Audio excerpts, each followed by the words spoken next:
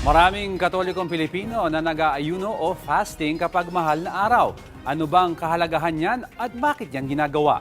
Yan ang inalam ng ating pampagana sa tanghalian, ang nag-iisang hani ng bayan.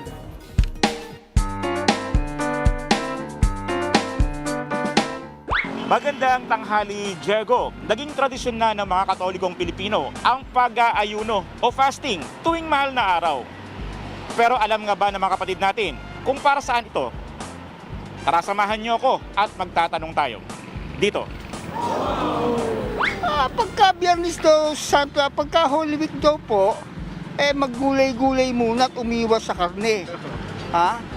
Yun ang naano ko sa katandaan eh. Magpa-fasting para alalahanin po yung sacrifices ng Panginoon natin.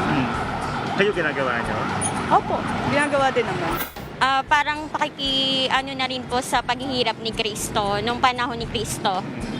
Parang it's your time para i-devote mo yung sarili mo during that season. Spell natin ang word na fasting. F-A-S-T-I-N-G.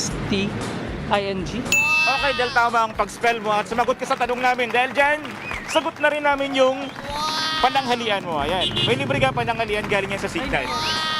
Paalala ng kaninong bayan, ang fasting o ang pag-aayuno ay ginagawa ng mga tao tuwing sasapit ang oras ng panalangin na nagsisilbing sakripisyo bilang pagluluksa sa pagkamatay ni Jesus sa krus. Muli ako pang hani ng bayan, ang pampagana sa pananghalian.